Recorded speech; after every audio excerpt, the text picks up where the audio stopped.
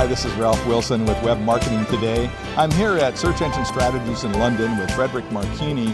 Frederick, we were chatting about local search, and if you're a small to medium business located in a particular location, how do you get traffic to your site and promote your business in a local venue? How does that work?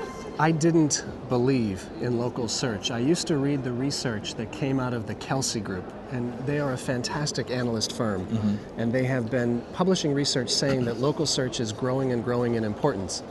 My father operates an environmental engineering company called Boston Environmental. And in Boston? In Boston, Massachusetts. Hey, how do you know? And he would nag me to help him get found in search engines, and we were really busy. So I took a small amount of money and I gave it to our paid search team, and I said, could you do some local geo-targeted Google ads for my dad? And we began the campaign with just 35 keywords, and the most amazing thing happened. My father called me up about a week later and said, son, you won't believe this. I received a phone call from someone who said they found me in Google. Imagine that. A week later, I got another phone call. Son, you won't believe this. This week, I received 25 phone calls from qualified prospects who all claim they found me in Google, and only 6 phone calls from my 2 different $1,300 Yellow Pages ads. Wow. How much had he spent, you figure, for that? I'll get there. Okay. The next week, I got my favorite phone call ever, and my dad said, son, you won't believe this. I had my first ever $16,000 day, and every phone call and every deal we closed came from Google. Our entire expenditure for that month on Google AdWords was $100. Amazing. Amazing. So, now you used a term, geotargeting.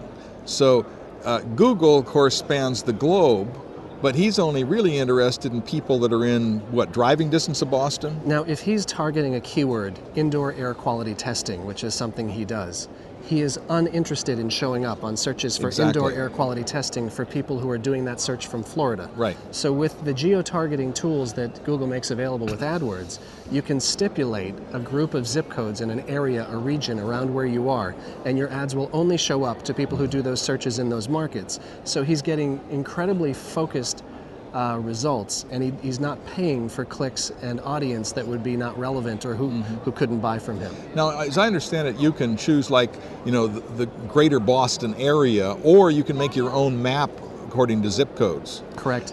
And when you couple it with ordinary SEO tactics, so now that he's showing up on indoor air quality testing Boston, mold testing Boston, all these terms, and he's in both the paid and the organic search results, the power is multiplied. Now, explain, how is Google smart enough to be able to just show this ad to people in the Boston area or these zip codes? Whenever you log onto the internet, you have an IP address that's given to you by your provider.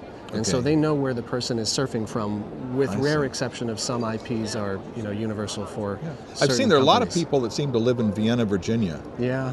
Which is the home of AOL. America Online. And they don't seem to cooperate with this too much. Not at all. Yeah, AOL is the one difficult one. But generally speaking, you get really good targeting. Yeah. So it works for your dad. He is now relying more on search than he is on the Yellow Pages, and he didn't imagine a world like that when he started this. That's interesting.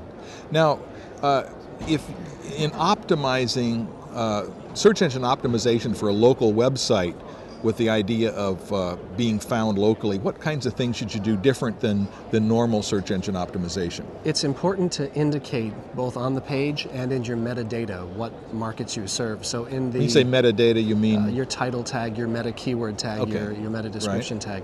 It's useful to indicate what cities and towns you service. Now, you don't want to go and put in a wish list in your title tag. You know, mold testing, Boston, Natick, Framingham, and so on and so forth, because you're unlikely to show up on all of those. Right. But if you're honest and you put in the keywords that are relevant to the markets you serve, you're going to do well. It also doesn't hurt to have the city that is your primary point of service as part of your domain name for obvious reasons, because then when people link to you, they tend to include the city name in the links, which Google looks at the links that point at you as an indication of the value of the site. Okay.